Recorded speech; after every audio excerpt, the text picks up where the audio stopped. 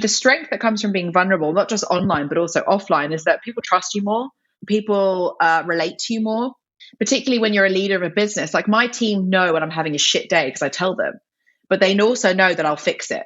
And so I think there is a real strength in giving other people permission to be vulnerable, particularly when you're running a business.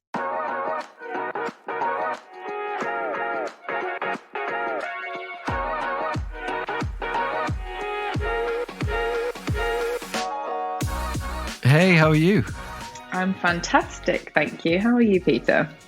I'm awesome. Yeah, no, it's great to have you on the call. I think to those that know our show, we kind of like to dive straight into it in respect to why you do the work you do today. You've got an amazing story to tell, so I know there's a lot we can kind of spin off, but let's start with like the who you are, what you do, and why. God, big question. So it's like piss around, do you? Right. So who am I? Well, I'm Amelia Sordell. I run a personal branding agency called Klowt. So we basically build the personal brands for entrepreneurs, leaders, founders, online, offline. So that could be getting them on stages to do speaking. It could be managing their social media and everything in between. Why I do what I do? I think that inherently people think that they aren't that interesting.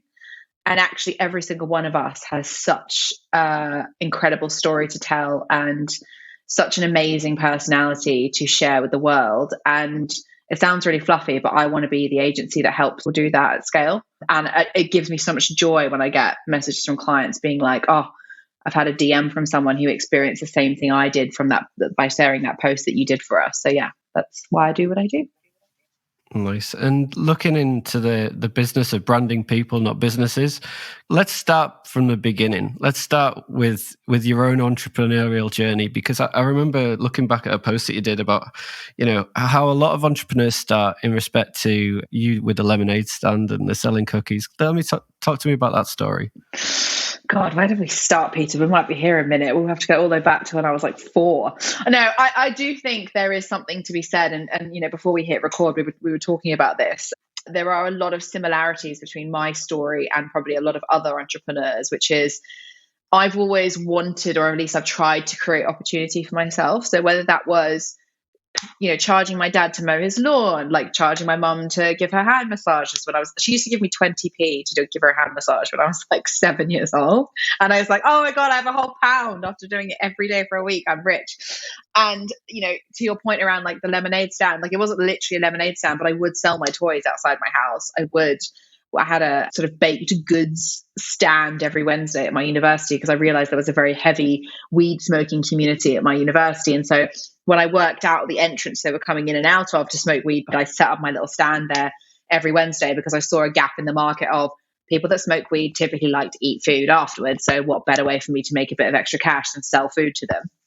And that's just always been my, I guess, mindset about everything. It's always like, what can I be doing more? What can I be doing more? Like, where can I make some more money here? Like I had an eBay business when I was 12. I was buying and selling clothes I'd buy from, op shops like Oxfam and Marie Curie and things like that. I'd go and buy, Levi branded jeans, or I'd occasionally find a designer bag in there that the poor little lady behind the counter didn't realize was designer, and I'd buy it and then I'd resell it on eBay for like 20x the price. And yeah, I've just always been very entrepreneurially minded. So it was then no surprise that when I was 21, I actually did a year out of university in industry and decided that I didn't really want to work for anyone else. I found that I was a problematic, shall we say, employee in that telling me what to do, I wouldn't fucking listen to it because I'd be like, that's wrong. Like, I'm not doing that. And I think when you're 21, you do have a sort of level of arrogance sitting on your shoulders of like, I know everything. So of course I then had the confidence to go and start my own business because I was like, well, I've got this. This is absolutely fine. And in the first year, it was pretty successful. Like we did a profit. I could pay myself a wage, which was pretty cool. And then year 2, the whole thing failed. And we can dig into the ins and outs of why that failure happened. There's a number of different kind of compounding reasons, but overall it was because of my hubris. I thought I knew everything. I didn't have the humility to ask for help. And I fucked the entire business up. And as a result, I lost everything. Like I had to sell my car, I had to move out of my house, I had to move back with my parents. And it was a very humbling experience and one that scarred me for nearly a decade. I went back and worked, for someone because I didn't feel good enough. I carried a lot of shame about that failure for a long time. And it wasn't until the pandemic happened, which I know was awful for a lot of people, but for me was the best thing that's ever happened to me, because if for the first time in my entire life, I had 3 months to just sit there in the four walls of my house and think, what the fuck am I doing with my life? And so quit my job, started Klowt, and 23 months later, we are the 21st fastest growing startup in London, team of 7, about to be 10. And yeah, that's the journey. Yeah, it's an amazing history, because and it's funny because when you mentioned about the pandemic, like so many people had that, myself included. I'd written a few kids books and I'd gone through that period of time after I left EA, and I was like, what the fuck do I do next? And looking at the whole push for purpose, there's an awful lot of people like try to figure out like what's next. For me, I was like, if I'm not going to do it at a fucking pandemic, when am I going to do it? So yeah, like it's similar here. There was similar like modes of like the push me down that avenue. I think also it's interesting because we can learn a lot from our past. Like I know when you mentioned earlier about how difficult it was when you actually failed with your first business at 21. Like failure is actually a really good lesson, but obviously at the time it can be quite raw. Looking back, what were the direct effects of that time, and how do you think it's led to the success of Klowt today?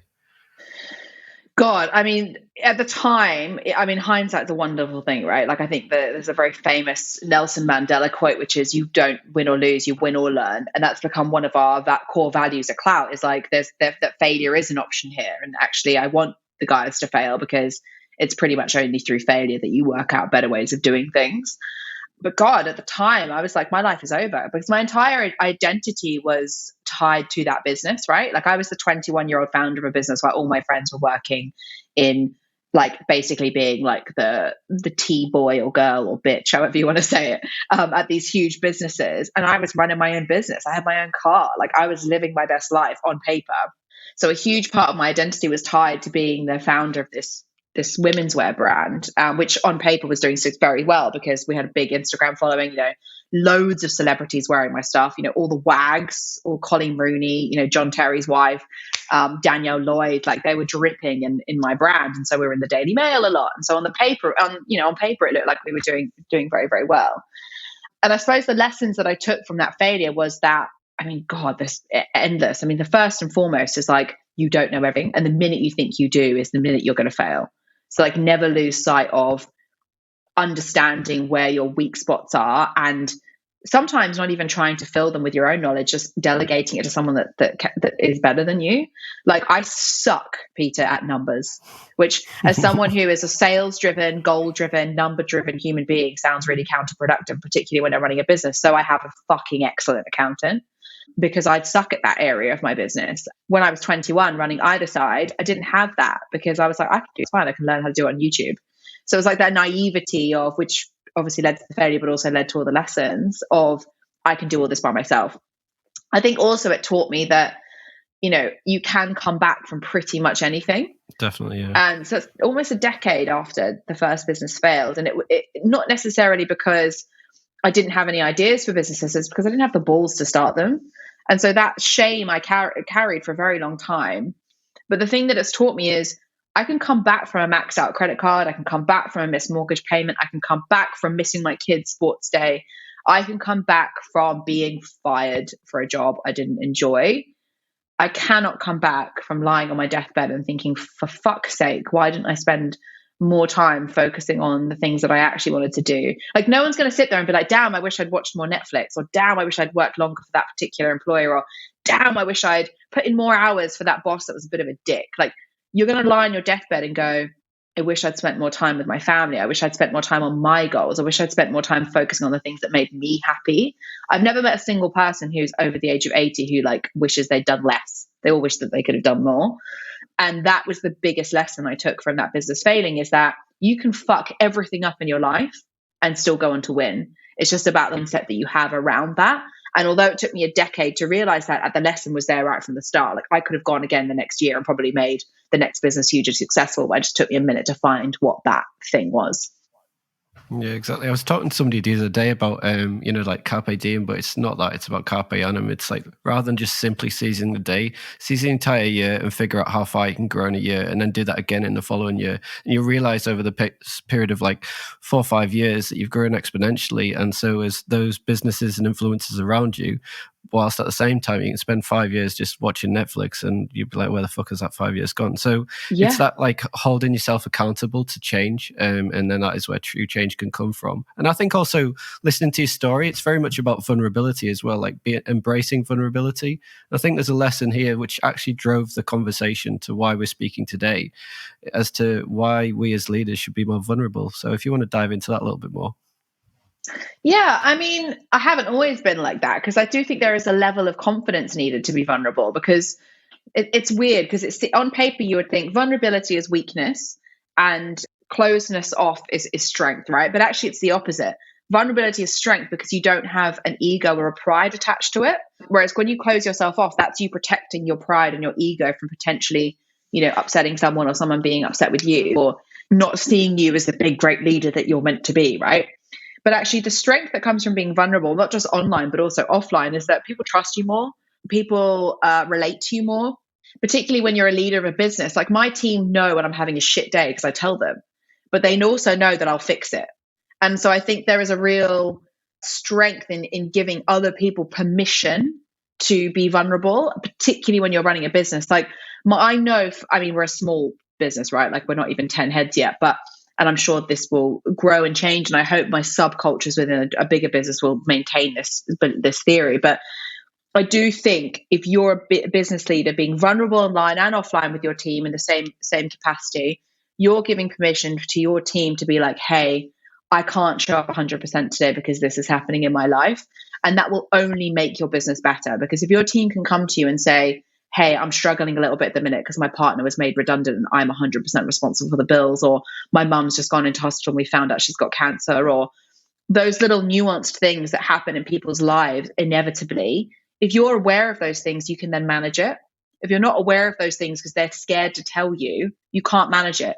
And so when Sally's not been performing for 3 months and you sit her down in a review and be like, what is going on? And she's already checked out because you've been hammering her every single month for underperforming. Meanwhile, she's fighting a couple of miscarriages and some fertility treatment. Without context, you cannot manage performance and you cannot manage people. So it's really important to be vulnerable online, which is, I guess, in many respects how I built my brand, but really important to be vulnerable offline, particularly when you're running a business. Yeah, exactly. It's the ability to care for people as people rather than people as simply a cog in a wider machine, which is not really the case. Looking at you as the person, not just the brand.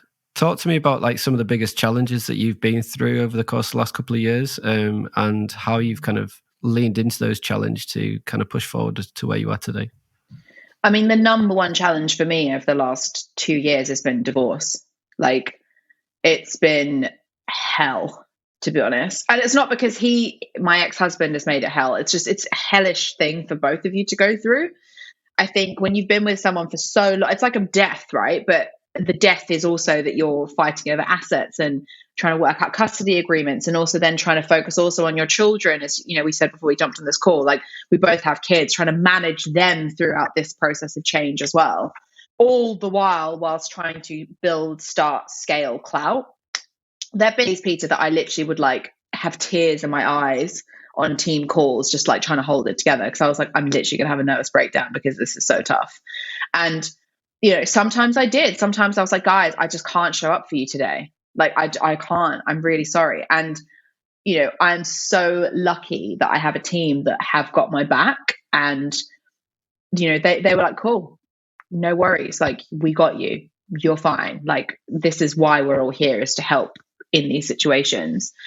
And then there were other times where I would, smile in front of them and then quietly fix, my mammoth issue in the background, because that's also strength, right? Like, sometimes it's good to be vulnerable, and other times it's not, because if you're always vulnerable with your team, and maybe this is contradictory to what I said earlier, but if every single day you're telling them what your problems are and the challenges that you're facing and all this kind of stuff, there is an element there of like, wow, where's the stability coming from then? Like, where is that stable, steady ship coming from?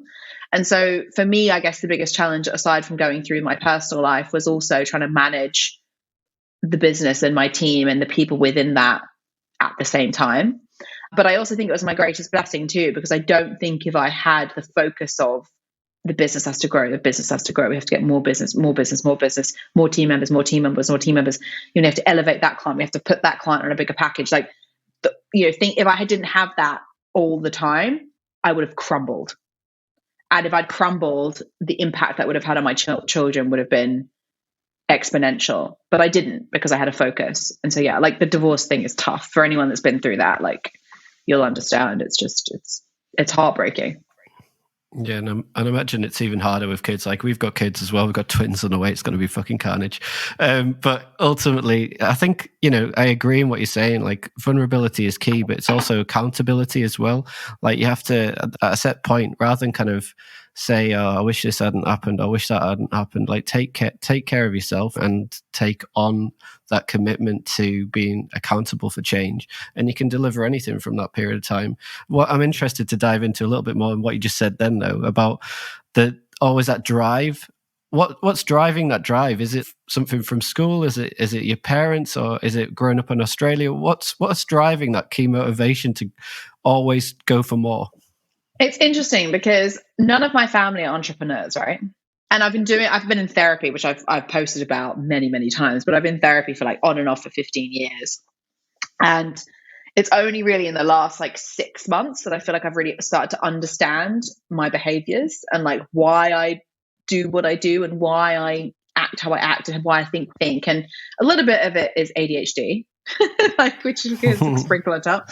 I was recently diagnosed adult, well, not that recently, but adult ADHD.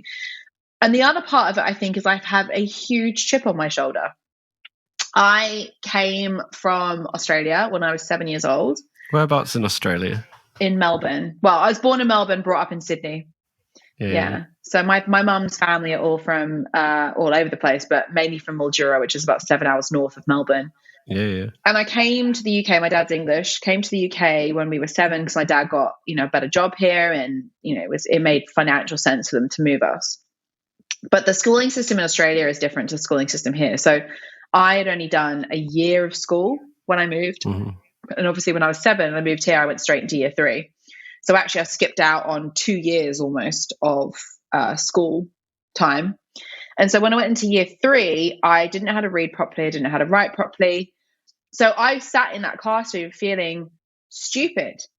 And on top of that, I had no friends because all of these kids had grown up together in this school. And on top of that, I was the new kid with the weird accent. So I was like the target for every single thing. I had no confidence to ask any questions. And although it got better, and obviously there was no bullying in primary school because they're primary school kids, they're not that mean. But when I got to secondary school, the lack of confidence and the feeling of maybe shame about not being smart enough or not being enough for the teachers really, really impacted certainly the first kind of 4 years of my secondary school. Like I didn't really have a huge amount of friends. I was picked on. I remember squaring up to a girl in the girls' toilets and slapping her because she was, and I got in so much trouble for that. Like I never condone putting your hands on anyone. But I felt this girl had just been relentlessly bullying me for months and months and months. And I got to a point where I was like at breaking point. And so I think a big part of my drive comes from, fuck you. Like, look where I am now. Like, actually, to a degree, I think everyone who's had any kind of success in anything has. I think there's like this little bug on your shoulder that's like prove them wrong. Whether it's your parents, your partner, your friends, whatever your upbringing is, there's always something where it's like, no, I've got this. I'm going to be the person that shows you I'm not who you think I am. And that's never gone away for me. I don't give a shit now. Like what any of the people I went to school with are doing with their lives. Like they're insignificant to me. But there is still that little bug in my head that's like, you have to keep going. You have to prove that you are enough. And almost for like 7-year-old me to be like, look what you did. That's what I want. It sounds like you're not really proving it to them. You're proving it to yourself. That, yeah. Like this kind of girl that got picked on at school, that Probably sounds like hated school, hated university. Hated it. Mainly because the teachers made me feel stupid, right? Like I could have dealt with the social side. Like I'm an introvert extrovert. So in conversations like this, I will be loud and bubbly and obnoxious and all the things and use all my hands. But in large social settings, I get quite anxious. Like I sort of sit in the corner and I'll talk to the one person that I know, because I find it difficult to be in. If it's a business thing, it's different. But in a social setting, I find it quite difficult to be in large. And that's something I'm working on. I really hated school because teachers made me feel dumb. I would ask questions and they'd be like, don't be ridiculous. Or I'd be in detention worse. I'd be in detention for asking questions like, why? Why are we doing it this way, miss? Why are we not learning about that? Have you thought about this thing? And I was always getting in trouble for basically, quote unquote, questioning their authority, but I wasn't. I was just curious. Like I was just like, why are we doing it this way? I would like to know why. And it wasn't until I went to sixth form. It's like I went to 3 secondary schools, right? Because I was not a great student. It's the diplomatic of like, well, we're not going to kick her out, but maybe like you want to find another school kind of situation. And so I went to 2 secondaries and then a third sixth form. And it wasn't until I went to the sixth form, which was basically built for wealthy parents to send their kids that they kind of didn't know what the fuck to do with because they'd been so naughty in all these schools. And like everyone in that school was the same kid. We were all misunderstood. All of us had like some kind of ADHD, ADD situation going on. And we all got each other because we were all in the same boat. And the teachers got us too, which for me was like this revelation. All of a sudden I was like, learning is really fun. And oh my God, this like English is really interesting. And Shakespeare, how did I not love Shakespeare before? What a great guy. Like it was like my whole brain had been opened to knowledge and learning, loving, like falling in love with learning. And it's so disappointing for me that it took to 17 years old to find that. And that it took the privilege of my parents being able to afford to send me to that kind of school to find that. And that's why I always say to people, I hated school. Because I hate school did not teach me how to love learning, which is its sole purpose, right? Yeah. Anyone can revise for a degree, anyone can revise for a test, anyone can, memorize mathematical equations. It's really hard to learn how to learn. And I think that's where school really fails kids. Yeah, mate, I didn't like school until I got to like do my master's, and only at that point in time did I start really enjoying learning.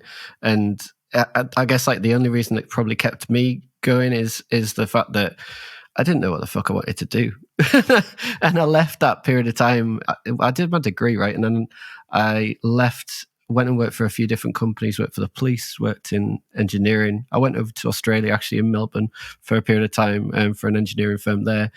I traveled for about 2 years all over the shop and came back, did my master's, and I'm still like, I don't know what I wanted to do. And I think the thing is, I'm 39 now, and people get to the point in their lives where they're trying to figure out what they want to do. And I guess that fear sometimes keeps them in positions and jobs that they don't really like and enjoy. And I think it's okay to be fearful about anything. And I'm much more nowadays likely to lean into challenge or lean into fear, because I want to kind of see who I am in like 5 years' time, who that person is, what he's about, and what the person like in 10 years' time is about, and how far I can grow and develop. We did an episode a while ago with Dr. Grace Lorden about creating your me plus, that better version of yourself, and what you can do to kind of learn and develop. And I've become obsessed with learning now. So it's strange that you almost have to go through periods of pain to really find your purpose. Yeah, I think that listening to your story, it resonates with me because I've been there too, right? So, yeah, I do think there is this narrative around like, I mean, I know you've said pain there, but pain and failure, I think, are so closely intertwined. And there is this whole thing of like, you like win or you lose, and it's like actually you lose in order to win. It's like they're part of the same journey. And I don't think you can find your purpose. I don't think you can succeed. I don't think you can win, however you want to define it, without first getting some scars. And it's those scars that give you the self-awareness to then order to be able to achieve whatever it is that you want to achieve. Talking about like scars, 2 things. I've heard you talk before about comparison paralysis, but secondly to that, I'd be interested to know what are your like top 3 fuck ups as a founder so far? Because like I make them all the time as a founder. I'm interested to know as to what yours are. I should pull up a post. Actually, I actually did a post on this like recently. I think it was my top 3 fuck ups. As Oh, was it? That's what my post was about. But the whole premise of the post was like, there's a whole generation of entrepreneurs who feel like they're failing because all they're seeing is other entrepreneurs succeed online. Like no one talks about the fuck ups. Like so my top 3 fuck ups, and I wear these with more pride than I wear the milestones of which you've achieved, because it's through these fuck ups that I've learned the best lessons. So the biggest fuck up we had was very recently. Actually, we recently discovered that there was 2 clients or 3 clients that we hadn't sent invoices to for like 6 months, and it was like totaling like 50K in revenue. As it wasn't a small amount of money, right? Like that's like at least 1 person, if not 2 people's salary, or 1.5 people's salary in the business. So that was like, I was like, oh, that's where that hole came in Q1 revenue. Like, where was that been? So that was a huge fuck up. Like, why wasn't I all over that? I just trusted that the people at the finance team that I was working with at the time were just like on it, and they weren't. And it's my fuck up because I didn't tell them about this client. We just started working with them, and it's entirely my fault, and I will eat that all day. Like, it had no one else's input. That was my biggest fuck up. But we found it, right? And now we audit everything every month, so we know what's coming in, what's going out, aligning it with all the work that we're doing. Our head of ops works with the accountant to like audit subscriptions, so we're not endlessly paying for shit that we don't need. Like, we have a process now, which is good. Hopefully it doesn't happen again. The second biggest fuck up was working with clients and candidates that just weren't aligned with me, with the business, with the values. And the reason I said me first is any company that says our values are driven by our employees, run away from them with your life, because your values have to come from leadership, because they are the people that drive the culture. They are the reason this business exists. And yes, you have to have input from your team. And yes, you need to evolve those values as the business evolves. But bloody hell, if you're not hiring, firing, doing all those things as a leader in line with the values that you've created, then 1, you obviously don't believe in them, or 2, you didn't create them in the first place, which is even more worrying than if you're not believing in them, I think. So yeah, working with clients that just weren't aligned with our values is a big one. I've had to fire 3 people because I hired the wrong people. That was a very expensive exercise. What's another one that we fucked up? Just like undercharging, I think, as well. Like, it's a small one, but it has a big impact. Like, when I first started Klowt, I used to charge £750 to do a content plan for people. At the time, I was like, I just want to get paid to do something I love. Like, that seems like a reasonable amount of money. We charge for the same thing now, like $3,500. Like, it's like, and we're probably going to increase that because actually our demand for our work is so high. Just respect your value and your expertise, and then add tax, I think, is an important lesson. And also, don't be afraid to ask for more money. Like, if a client is running you around the houses and you're having to spend all this money on them, like, charge them more. Like, it's business, right? Like, I do think when you're a small business or you're a business owner, and freelancers too, there's a tendency for you to like want to keep everyone happy at the expense of your pocket. Don't do that. It's a value exchange. It's not, one weighted, one not.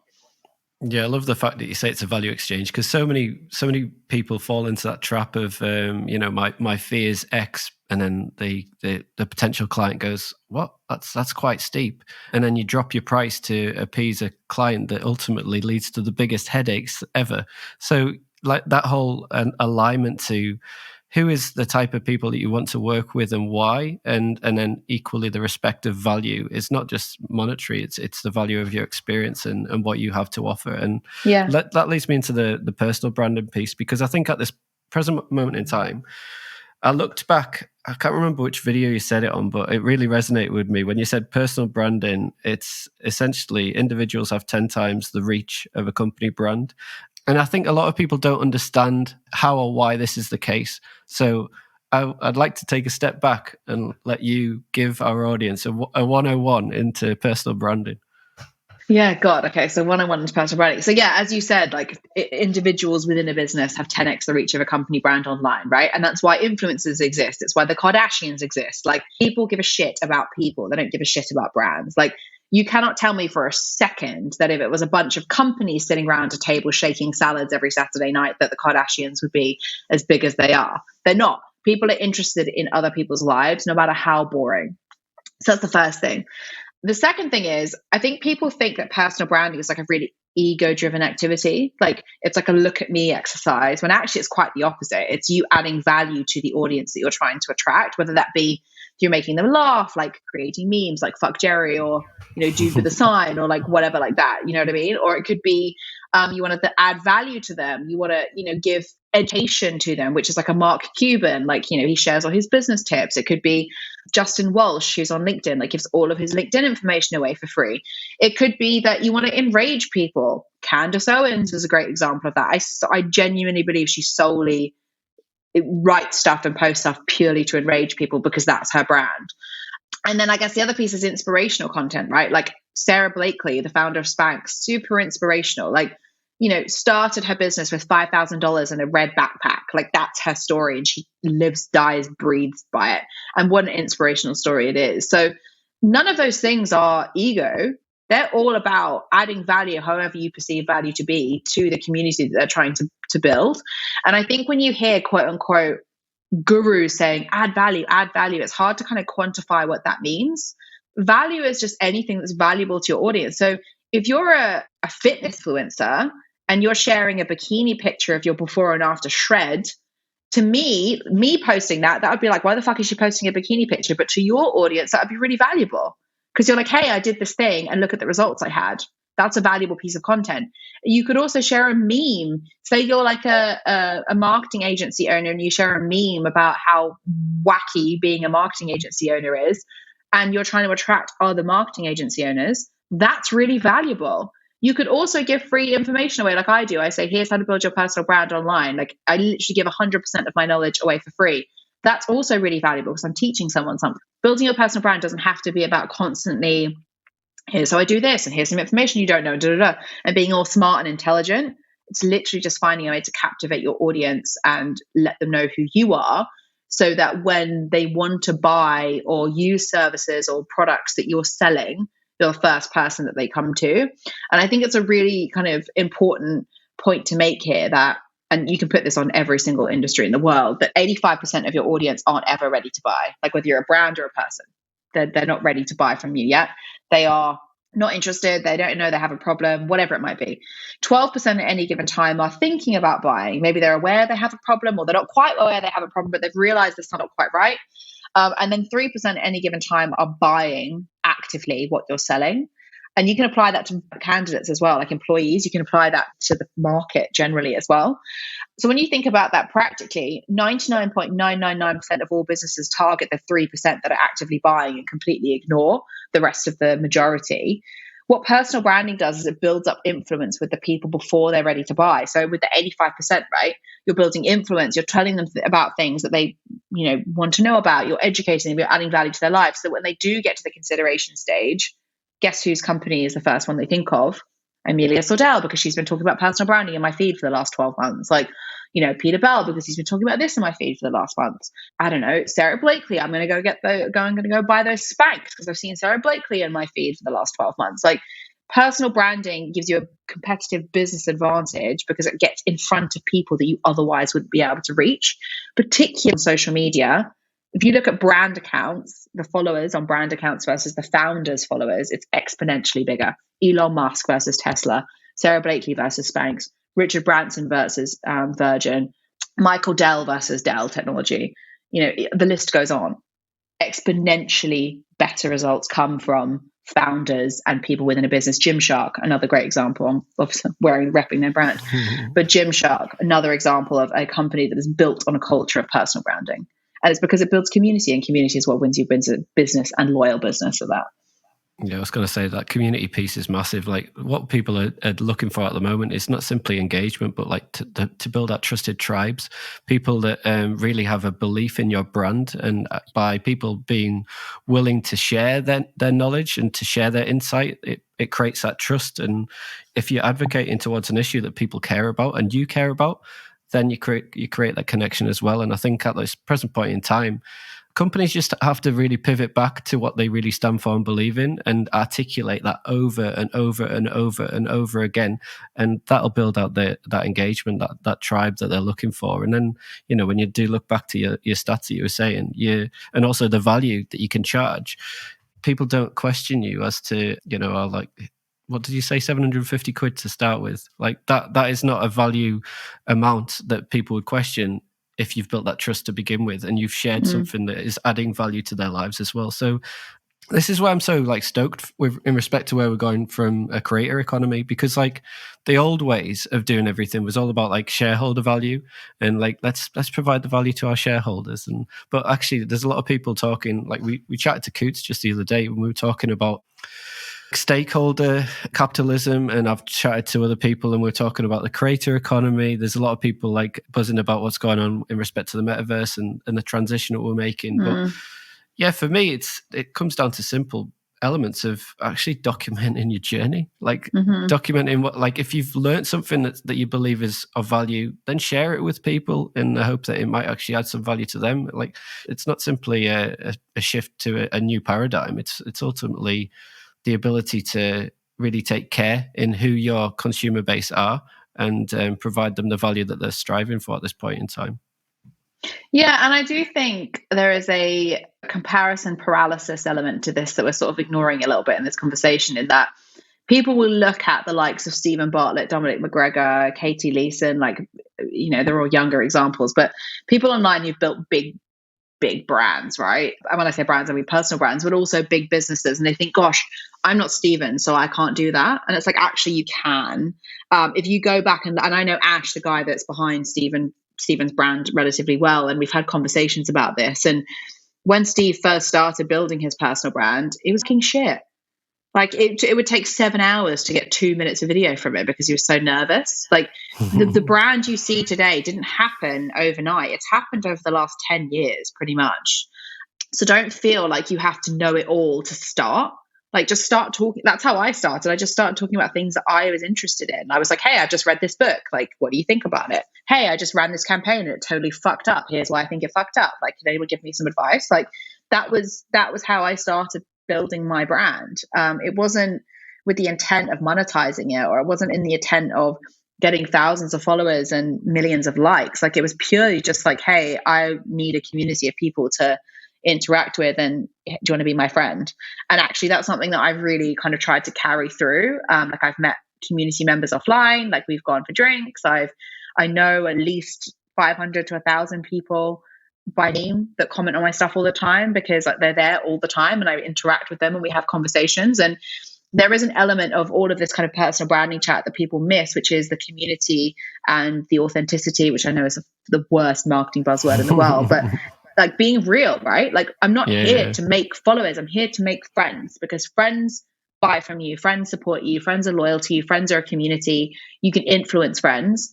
If it was followers, I could just buy them. Like it's not about that. It's about how you can make an impact on a community that you otherwise wouldn't have been able to reach, because a brand cannot influence them. A brand talks at people, right? People talk to people.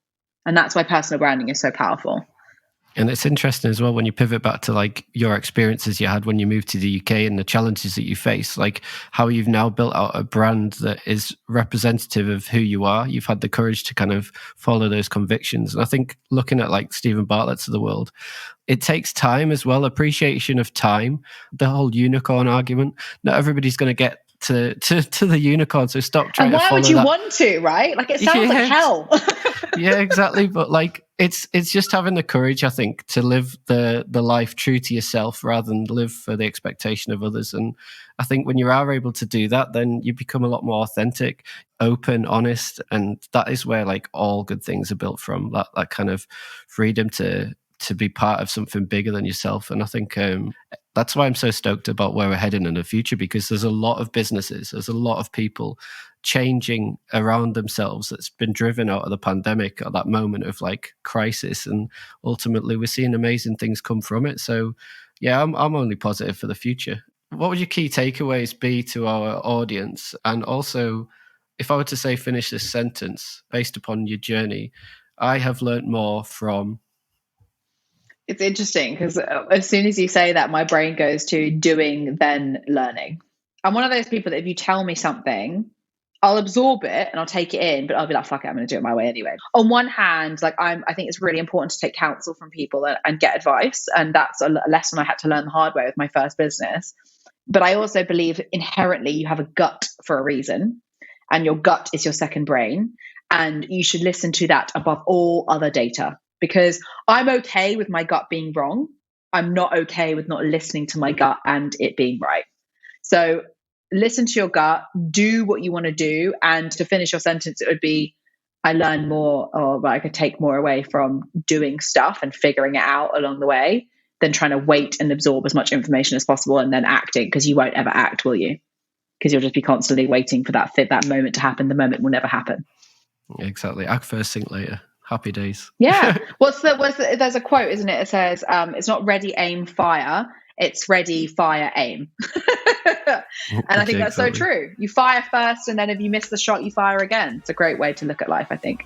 Yeah, exactly. And that's a great way to finish as well. So thank you so much for your time. It's been an absolute pleasure. Oh my God, it's gone so fast. Thank you so much for having me. It's been, a really interesting conversation. I appreciate it. Thank you for listening to the Purpose Made podcast. Don't forget to subscribe to Purpose Made wherever you normally get your podcasts to hear the latest news and views. You can also find and follow us on Instagram, LinkedIn and Twitter, or contact Peter directly to connect, inquire about Purpose Made, or request to be featured on the podcast. We look forward to welcoming you back soon for another episode.